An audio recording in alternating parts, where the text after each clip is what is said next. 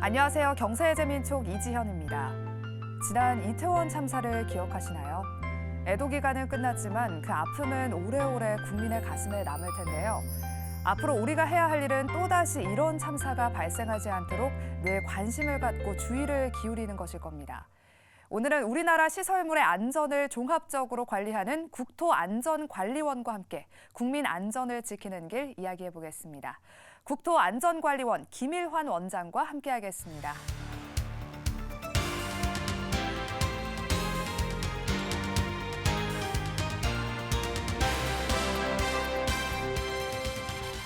네, 원장님 안녕하세요. 네, 안녕하십니까. 네, 국토안전관리원의 위치가 진주에 있습니다. 예, 멀리서 진주에 발걸음을 해주셨는데요. 요즘 연말이라서 많이 바쁘시죠? 예, 뭐 아무래도 연말이다 보니까 그동안 해온 일을 좀 마무리해야 되는 것도 있고요. 저희가 또 12월 10일 되면 출범 2주년을 맞이하면서 해야 될 일이 많습니다. 그리고 특히 이태원 참사 이번에 계기로 저희가 하고 있는 일들을 꼼꼼하게 한번 좀 점검을 하는 그런 시간을 갖고 있다 보니까 이번 연말이 특별히 좀 바쁘게 보내게 되고 있는 것 같습니다. 이태원 참사 말씀을 먼저 꺼내주셨는데 많은 국민께 충격과 슬픔을 안겨주었던 참사였습니다. 우리 안전 전문 기관이 이끌고 계신 우리 원장님께도 정말 충격이셨을 것 같은데 어떠셨나요? 예. 안전 전문 기관을 운영하는 입장에서 굉장히 큰 충격이었습니다. 그때 보면서 아쉬웠던 게 초저녁에 이 신고가 들어왔을 때 좀 더 기민하게 대응을 했으면 큰 사고를 막을 수 있었을 거라는 그런 아쉬움을 느끼면서 혹시 저희가 기관을 운영을 하면서 저희도 그런 그 사고 조짐이나 이런 거에 대해서 소홀히 하고 있는 건 아닌가 하는 거를 좀 경각심을 갖고 다시 돌아보는 그런 계기가 되었던 것 같습니다. 우리 사회의 원장님 그렇죠. 지금 이태원 참사처럼 그렇게 많이 다지고 모여서 사고 나는 것도 있지만 또 시설이 좀 문제가 돼가지고 그런 경우 훨씬 많지 않아요. 예, 그런 경우도 많이 있죠. 예. 뭐 멀리 볼 거 없이 올해 초에 광주의 그 아파트 붕괴 그렇죠. 사고도 있었고요. 그리고 또 이제 그 건설 현장에 실제로 그 현장에서 일을 하다 보면 여러 가지 그 사고가 많이 발생하고 있습니다. 겨울 같은 이제 화재 사고도 이제 많이 발생을 하고요. 그런 부분을 전부 다루시려면 전국적으로 이런 건설 현장이 너무 많잖아요. 예. 그러려면 일을 많이 하셔야 될 것 같은데 인원도 많이 있어야 될 것 같고. 예, 그렇습니다. 말이죠. 저희 조직이 한 1,000여 명 됩니다. 그리고 이제 전국에 5개 지사가 있고요. 말씀하신 것처럼 저희 그 우리나라에서 한 해 이루어지고 있는 건설 현장이 한 16만 개 됩니다. 16만 개요. 예. 그래서 이제 그 중에 뭐 다 가서 저희가 점검을 할 수는 없고요.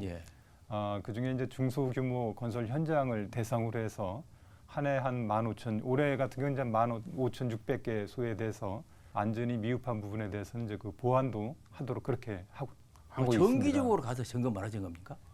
아니면 신고가 들어와야 가는 겁니까? 신고가 아니고요. 저희가 이제 미리 공정이나 그 장소를 봐서 저희가 이제 미리 나가서 점검을 하는 그런 체계로 운영을 하고 있습니다. 네. 원장님께서 아까 전에 이태원 참사를 말씀해 주셨는데 뭐 이태원 참사를 계기로 이후로 해가지고 안전과 관련해서 기관 차원에서 뭐 특별히 하고 있는 일이 있으신가요? 예, 이제 저희 기관에서 하는 게 첫째는 예를 들면 좀 뭐 교량이나 항만, 댐 같은 국가 주요 기반 시설에 대해서 안전 정밀 진단을 합니다. 그때 저희가 혹시라도 이제 사소한 결함인데도 혹시 이제 무시하고 넘어가지는 않을까 하는 거를 다시 한번 좀 돌아보는 그런 주의를 지금 기울이고 있고요. 건설 현장을 점검할 때도 추락 방지망 같은 그 안전 시설이 제대로 설치되어 있는지도 꼼꼼하게 지금 살펴보고 있습니다. 그리고 내심 저희가 이제 가장 걱정하는 것 중에 하나가 저희 직원들이 하는 이 일 자체가 좀 위험에 노출된 부분이 많이 있습니다. 그래서 저희 직원들의 그 안전에도 각별히 좀 신경을 쓰고 있습니다.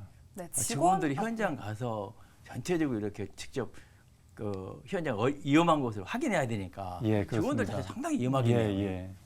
어떤 위험이 따르나요? 저희가 말씀드린 것처럼 전국에 있는 주요 이제 국가 그 기반 시설에 대해서 정밀 진단이나 이걸 하는데 대표적인 게 교량을 들 수 있습니다. 저희가 이제 해상 교량만 해도 한 33개를 관리를 하는데 해상 교량이 하면 잘 모르실지 모르는데 인천대교 같은 거 생각하시면 됩니다. 이 교량들이 대개 이제 바닷가에 있다 보니까 바람도 굉장히 세고요. 또 이 주탑이라고 해서 인천대교 보시면 중간에 굉장히 크게 올라간 그 기둥이 있습니다. 이런 게 한 높이가 뭐 한 100여 미터가 넘고 이런 것들이 많이 있는데 저희가 이제 점검을 할 때는 일일이 그걸 다 이제 올라가면서 확인을 해야 되기 때문에 상당히 좀 위험에 노출된 면도 있고요. 저희가 점검을 하기 위해서는 이제 차선을 하나 막고 시작을 합니다. 이제 그러다 보니까 뭐 잘 아시는 것처럼 그 고속도로에서의 그 2차 사고 우려 이런 것도 있고 이 철도 터널 같은 경우에는 이제 철도가 기차가 운행이 중지된 야간에 또 이걸 저희가 점검을 하기 때문에 뭐 여러 가지로 그 위험한 그런 상황을 많이 저희가 맞닥뜨리고 있습니다. 네, 그리고 또 다른 뭐 안전사고 하면 가장 또 먼저 생각나는 게 건설 현장에서의 사고가 또 가장 먼저 떠오르는데요.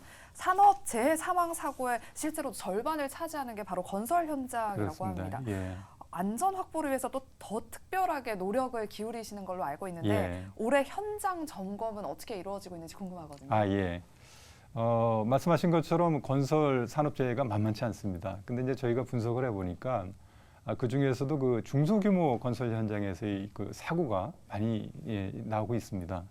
그래서 저희가 이제 올해 같은 경우에는 민간 중소규모 건설 현장 한 15,600개소를 아예 직접 저희가 선정을 해서 저희 직원이 가서 현장 안전 점검을 하고 있습니다.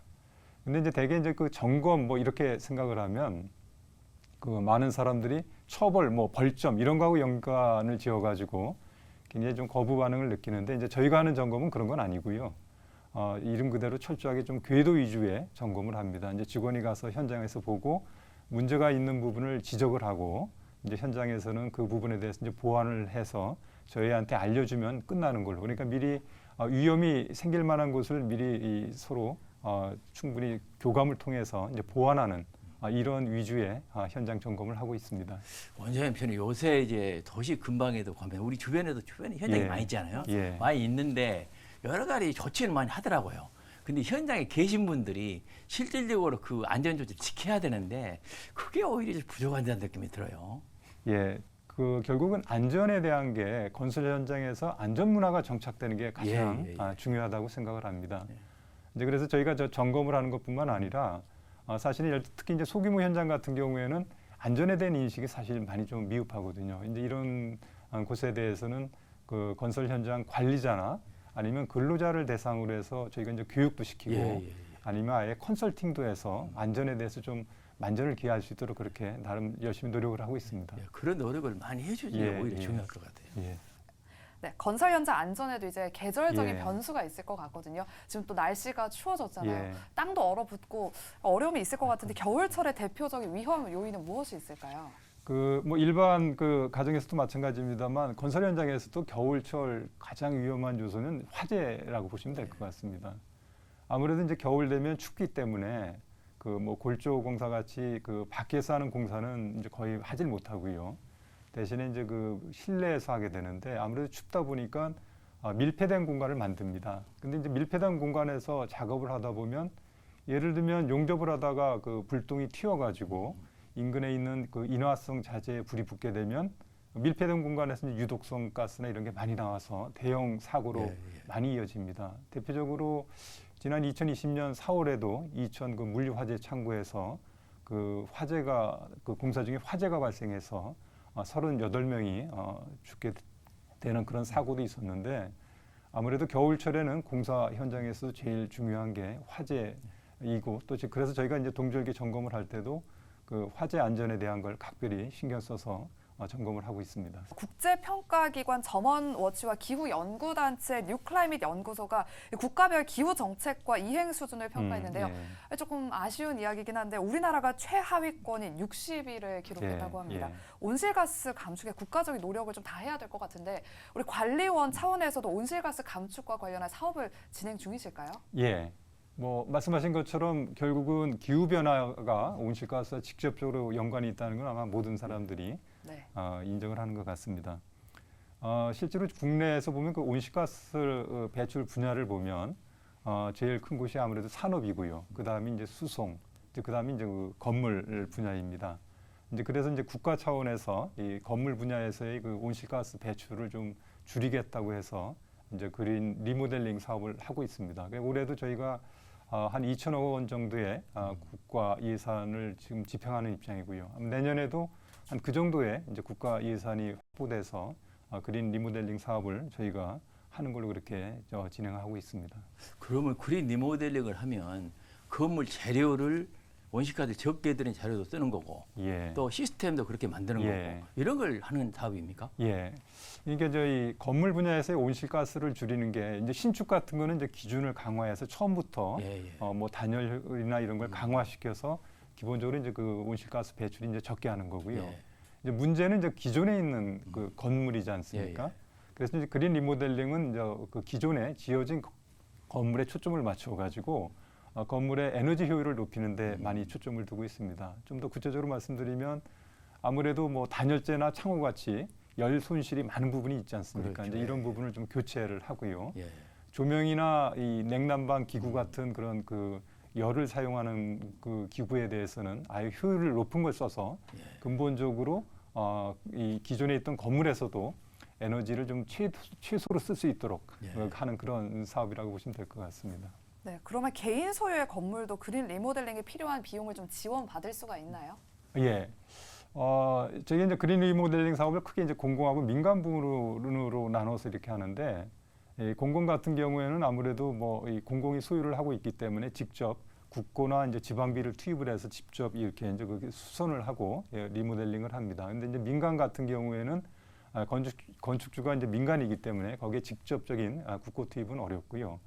대신에 이제 민간 그 건축주가 그린 리모델링을 사업을 하게 되면 이제 아마 이제 대출을 받아서 이제 사업을 할 텐데 국가에서는 그 대출을 받았을 때 생기는 이자 부분을 지원하는 식으로 간접적으로 민간 부분에 대한 지원도 하고 있다고 이렇게 보시면 될 것 같습니다.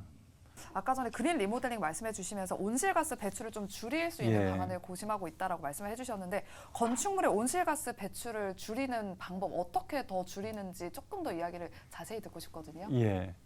그 결국은 그 건축물 내에서 사용되는 에너지 소비를 줄이는 게 가장 포인트입니다.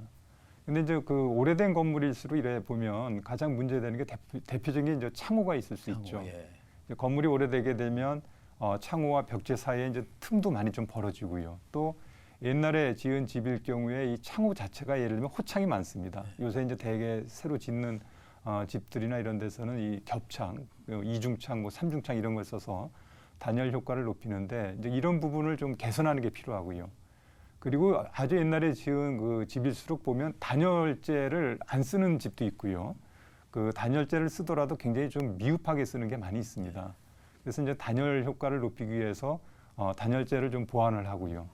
그리고 조명 같은 경우에도 요새 이제 실제로 LED나 이런 걸 많이 쓰지만 옛날에 지은 집들은 뭐 형광등이라든가 백열등이나 이런 걸 쓰는 곳들이 아직 많이 있거든요. 이제 그런 걸 좀 바꾸기도 하고 그리고 보일러 같은 것도 뭐 옛날 보일러가 요새는 워낙 뭐 소형에다가 뭐 효율 자체도 워낙 좋기 때문에 이제 이런 식으로 여러 가지 좀 그 기존에 있던 시설이나 설비를 고치게 되면 아무래도 건물 내에서 쓰는 에너지가 줄게 되고요. 에너지가 줄게 된다는 얘기는 그만큼 온실가스 배출 요인을 줄인다는 그런 데하고 바로 연결이 된다고 이렇게 생각을 합니다. 이태원 참사 이야기를 조금 해보자면 이태원 참사와 관련해서 좀 이후에 가장 많이 나오는 이야기가 다시는 이번 같은 참사가 재발되지 않도록 해야 된다 이런 이야기를 정말 많이 듣고 있거든요. 이를 위해서 가장 필요한 것은 무엇이라고 생각하시나요, 우리 원장님? 그 이태원 참사도 보면 아까 잠깐 말씀드렸습니다만 위험 요인이 있을 때 이걸 사전에 좀 대비하는 게 제일 좋고요. 그게 안 되더라도 예민하게 그리고 아주 심각하게 받아들여서 대응을 했다면 아마 그런 참사까지는 나진 않았을 거라고 봅니다.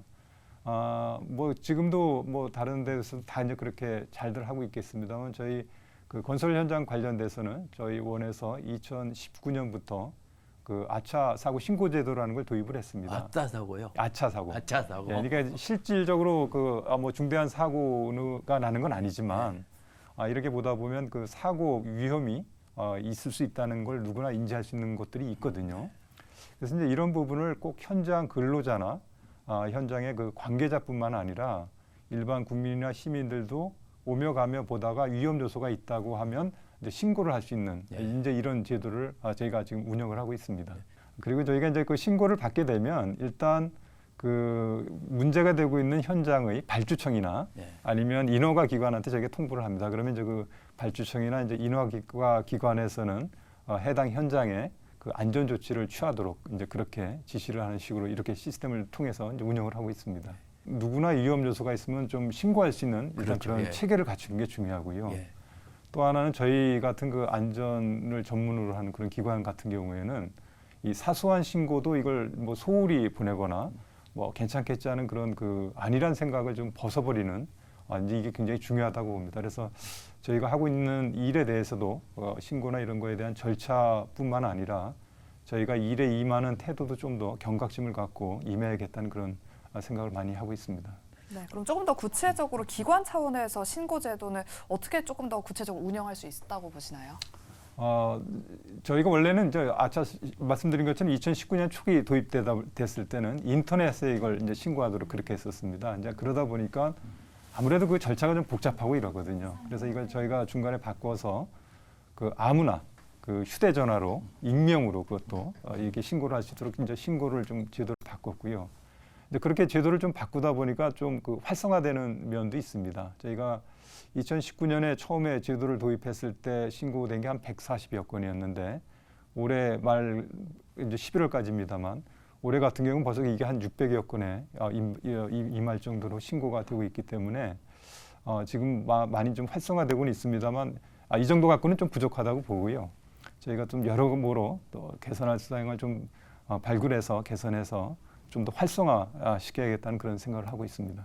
네. 원장님, 우리가 사고가 나면요 대부분 국가가 책임을 져라 이런 얘기를 많이 하거든요. 예, 예. 근데 자기 책임도 있잖아요. 크게 그렇죠. 보면. 예. 그런데 국가가 책임을 많이 지려면 예. 예산도 많이 써야 되고 예. 활동을 많이 해야 되는데 예. 그러려면 우리 그 국토안전관리원도 많은 예산과 그 사람이 필요할 텐데 지금 충분합니까? 어떻습니까? 뭐 모든 조직이나 기관, 특히 안전에 관련돼서는 아무리 많이 하더라도 좀 부족하게 느끼는 게 당연하지 않겠습니까? 네, 그럼에도 불구하고 저희가 말씀드린 것처럼 두 기관이 합치면서 출범 2년을 맞이하고 있는데 저희가 요새 한 3년 사이에 인원이 거의 한 2배로 늘어났습니다.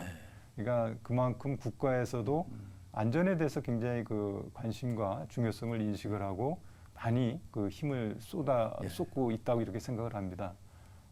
현재 저희가 한 1000여 명 갖고 이 전국의 현장을 점검을 하고 있는데 이제 시간이 지나면 그게 더 많이 보강도 될 거라고 보고요. 또 국가 차원에서도 보면 다른 거는 모르지만 안전에 대해서는 아주 철저하게 이 지원을 해준다는 그런 생각을 많이 하고 있습니다. 그 눈에 보이는 결과가 나오면 그때 투자는 하지만 그 전에는 안 하잖아요, 대부분. 예. 그렇다 보니까 사고가 나면 엄청나게 투자를 하는데 사고 전에 이런 데 지원하는 것은 좀 부족하고 그러는데 원장님이 적극적으로 나셔가지고 좀 이런 안전에 미리미리 대비할 수 있도록 했으면 좋을 것 같습니다. 열심히 하겠습니다. 네, 그러면 기관 차원에서도 뭐 노력을 많이 하고 계시지만 우리 국민들의 그런 참여도 굉장히 중요하다고 보는데 실제 아차 사고의 신고 건수가 많은 건지 또 어떻게 이게 처리가 되고 있는 건지 좀 국민으로서도 좀 궁금하거든요. 예, 이게 말씀드린 것처럼 2019년에 이게 도입이 돼서 초기에는 뭐 이렇게 많이 좀 알려지지 않은 면도 있어가지고요. 2019년 도입했을 때 한 140여 건 들어왔습니다. 근데 이제 그 후에 저희가 운영을 하다 보니까 문제가 이게 처음에 그 인터넷을 통해서 신고를 하게 하다 보니까 이 불편한 것도 있었고요. 물론 이제 홍보가 덜 된 것도 있었고. 그래서 이제 그 다음에 좀 제도를 개선을 한 게 여러 가지 이제 홍보도 많이 했고요. 그리고 이 신고 자체를 인터넷을 통해서 거쳐서 오는 게 아니라 익명으로 아무나 그 휴대전화를 통해서 신고를 할 수 있도록 이렇게 제도를 바꿨습니다. 이제 그렇다 보니까 말씀드린 것처럼 140여 건 되는 게 이제 올해는 한 600여 건으로 이게 대폭 늘어났기 때문에 그래도 고무적이긴 합니다만 이제 그럼에도 불구하고 저희들 그 개인적인 생각은 이게 아직은 많이 부족하다. 좀 더 홍보도 좀 많이 해야 되고 그리고 좀 활성화 시켜야 되겠다 이런 생각을 하고요.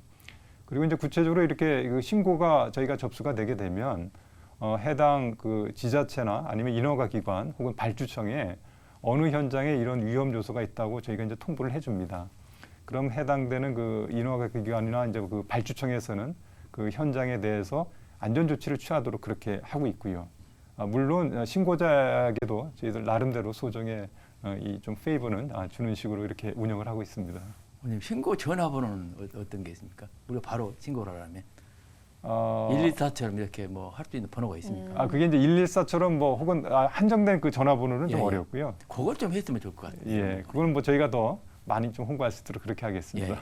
네, 건설 현장 사고 이외에 또 최근에 새롭게 대두되는 문제가 싱크홀 사고가 또 생겨났습니다. 예. 뭐 영화로 또 싱크홀이라는 제목의 그런 예, 영화가 예, 생겨날 예, 정도로 예, 싱크홀 예. 문제가 지금 대두됐는데 예. 이런 거를 좀 대비하거나 뭐 어떻게 처리하는 그런 제도나 뭐가 있나요? 저희 원에서 하고 있는 일 중에 하나가 말씀하신 그 집안 탐사도 있습니다. 예. 그러니까 예를 들면 올해 같은 경우 저희가 한 1,300km 정도쯤 되는 그 도로에 대해서 이제 집안 탐사를 하는데 기본적으로는 예를 들면 특히 이제 일산 같은 좀 그 원래 또 신도시를 조성을 해서 좀 상당한 시간이 지난 곳 이런 곳 같은데 혹은 이제 집안이 좀 좋지 않은 곳 뭐 이런 곳에 이제 문제가 많이 생기기도 하는데 크게 저희가 하고 있는 게 이제 크게 이제 두 가지라고 보시면 됩니다. 하나는 그런 부분에 대해서 도로를 미리 좀 탐사를 해서 그 결국 싱크홀이 생기는 건 밑에 이제 그 공동이 생겨서 발생되는 거거든요. 그래서 이제 그 공동을 미리 좀 그 발견해낸 이런 절차를 지금 저희가 꾸준하게 좀 하고 있는 게 하나 있고요.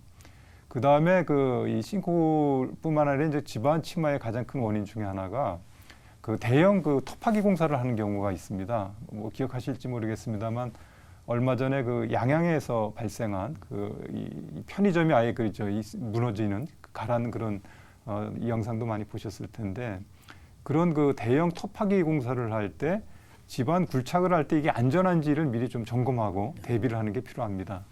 그래서 저희가 크게 하는 게 말씀드린 것처럼 그 도로나 이런 부분에 싱크홀이 있는지 없는지를 탐사하는 그런 일도 하고 있고요. 그리고 대형 그 굴착이 필요한 그런 공사에 대해서는 사전에 지하 안전 계획서를 저희가 미리 점검을 해서 사고가 나지 않도록 그렇게 하고 있습니다. 뭐 지하로 들어가면 뭐 상하선이 뭐 이런 전력선 막 연결돼 있잖아요. 그거 참 복잡해가지고 사고 나기가 쉽겠던데 그런 부분도 뭐 관여하십니까?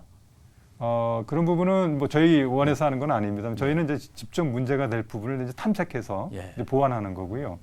말씀하신 그 상하수도나 아니면 여러 가지 전선 혹은 통신선 이런 부분에 대해서는 지하의 어느 위치에 어떻게 있는지에 대한 사실은 그 정밀 지도를 만드는 게 중요합니다. 이런 부분은 이제 그 국토교통부에서 따로 전국을 대상으로 해서 지금 지도를 작성을 하고 있기 때문에 아마 이제 그런 부분도 많이 이제 보완될 거라고 이렇게 생각을 합니다. 네, 오늘 정말 많은 말씀을 해주셨는데요. 그럼 마지막으로 앞으로의 목표 그리고 다짐 한 말씀 부탁드릴게요. 아무래도 위험 요소에 대해서 선제적으로 안전 관리를 하는 게 무엇보다 중요하다고 생각을 합니다. 그리고 안전과 관련해서는 작은 징후도 저희가 아주 심각하게 받아들이고 미리 조치를 취하는 이런 자세를 견지하려고 합니다. 아울러 안전이 우려되는 상황에 대해서도 충분히 신고할 수 있고 또 그거에 대해서 저희가 기민하게 대응할 수 있도록 하겠습니다.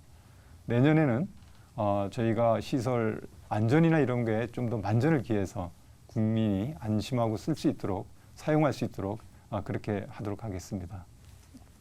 네, 안전이란 말의 뜻을 잘 살펴보면 사고나 재해가 발생하지 않는 상태만을 의미하지 않습니다. 숨은 위험을 예측하고 또 이를 대비하는 것까지가 안전이라고 말할 수가 있는데요. 더 안전한 대한민국을 위해서 노력하고 또 고민하는 국토안전관리원 김일환 원장님과 함께 좋은 말씀 나눠봤습니다. 원장님 오늘 말씀 고맙습니다. 예, 감사합니다.